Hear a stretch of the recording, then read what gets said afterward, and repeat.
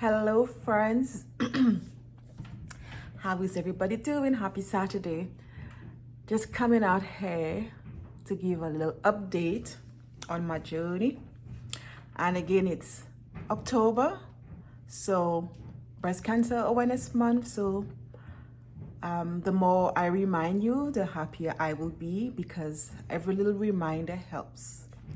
So just to give you an update, I know the last time I spoke to you, I was on my way to see the radiation oncologist. So I met her earlier in the week, and again, it was all good news. She was really happy to see the scans and to show that there was no cancer in the body. Really excited about it. I mean, the chemo knocked me out. The chemo did numbers on me mentally, physically, emotionally. However, it did what it was supposed to do. So it cleaned out the cancer from my body, and I'm very pleased about that. So the chemo had a complete response on the cancer to my body. So this is all great news, and I'm really excited. However, the radiation oncologist said, well, she literally threw it at me to decide if I want to move ahead with the radiation. And but she did recommend that I do it because I didn't want to say yay in the radiation and move ahead, and then later on say that I should have, I could have, So to be on the safe side, I will be going through the radiation, and instead of the 6 weeks, the 5 to 6 weeks, which is the the norm, she recommended 3 to 4 weeks. So hopefully it's 3 weeks and not 4 weeks, because I really want to go see my son. I'm really going to go back and go back home, go back to normal life. So radiation will be 3 to 4 weeks. So next week I have the simulation or the mapping, just so the technicians can have me in the right position, mark where they will be doing the procedure, so that when I start radiation the following week, it will be just come and go. Also, I still have one infusion, the Herceptin medication that I'm doing, and I think I mentioned to you that I opted for the injection, so I'll tell you all about that as well. So that I'm still doing for every 3 weeks, because the journey is about a year, 52 weeks, about a year for the type of breast cancer that I had, and the stage as well.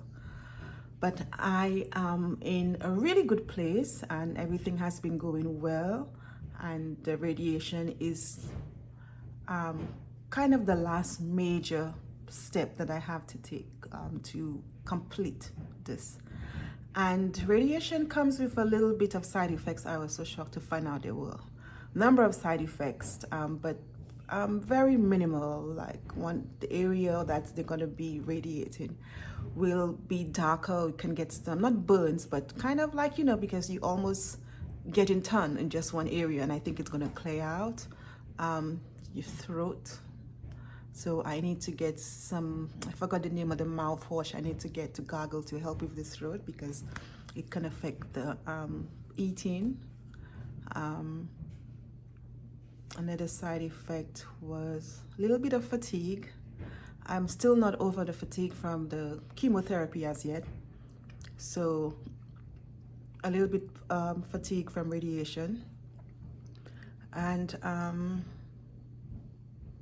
I don't know why it gives you diarrhea too, but it does. I don't understand. But that's another one that we have to look out for.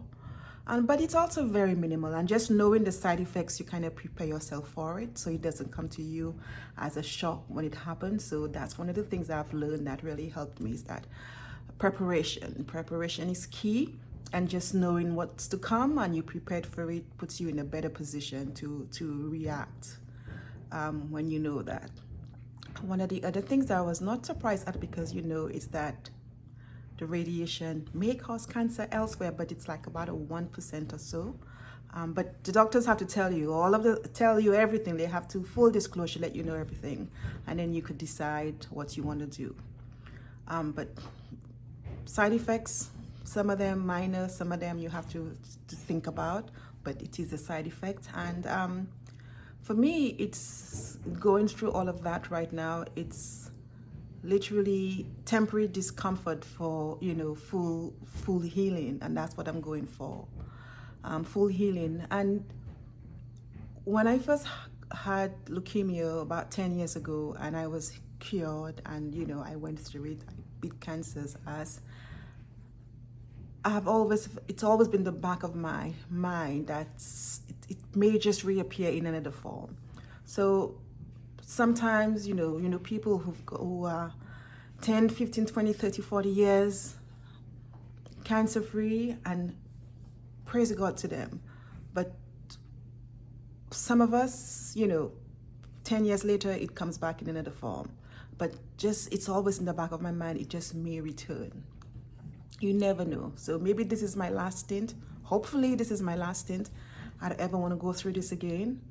I don't want to wish this on anyone, any enemy, friends, nobody, because it's really hard. But what helps is early detection. Early detection helps. If you don't have a physician that's, a family physician that you normally go to, that requires you to go to a specialist to do all those checks, all of those, annual checkup. I think an annual checkup is something that everybody needs to put in the calendar, just to check just to do a full physical, to see where you are with your body. The older we get, the more we need to do those things. And I remember growing up, when you heard about cancer or some illnesses, it was almost older people. This doesn't happen anymore. I was reading recently where a 24-year-old had colon cancer, and then she dismissed the symptoms. She had blood in her stool, blood in her urine, and she just felt that she was at stage 4 colon cancer. So illnesses doesn't come to you in any shape, in any age, or you have to be a certain age to have this. I mean, kids get cancer. So you just have to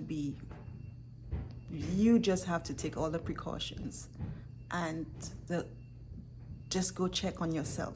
You have to be your own advocate for yourself. So if you have not been doing that, please go ahead and do it, because at the end of the day, you are your own body's manager. It's not your doctor or your family, your husband or the wife. It's you. At the end of the day, you have to be your own advocate. So do this. So ladies, men do get breast cancer too. It's not just the ladies. Some men do get breast cancer. So just go do your check, and not just the breast. Just you could have your colonoscopy. Just go and do have a full physical, do all the blood tests you need to do, and try to do it at a time where, if you do it, you will remember. If you do it on your birthday every year, you will remember that you have to do your physical, your annual on this day every year. But try to put it in your calendar to get those things done, because you never know. You never know. I did my mammogram, I think it was in February. It was right before I went to St. Kitts. And then following year, January, I had this big freaking tumor that I was like, how did it get so big so quickly? Because I always do my monthly checkup. But you never know. So it's October, Breast Cancer Awareness Month. Ladies, go and do your mammogram, and continue to do your daily checkup in the shower, in front of the mirror, and just look for those unusual, the foreign that's not supposed to be there, that wasn't there like yesterday, that doesn't feel right. Look for all of those things and be your own advocate for your body. So go ahead and do this. But for me, my journey continues with radiation. Radiation would be, it's normally 5 days a week, every 5 days a week for about 20 to 30 minutes. It's not supposed to be painful. And for me, I'm looking forward for it to just be over because it's been a journey. Thanks to all of you who've been supporting me either by listening to me rumble.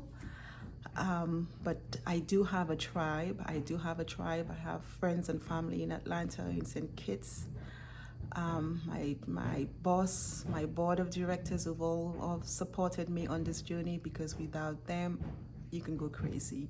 And medicine is part of the healing process, but you need that support, that family or friend support. You need it to continue the healing process. So if you ever get sick, find the people that needs to be in your corner, because the little help from them goes a long way. So thank you for listening and have a wonderful day. Bye.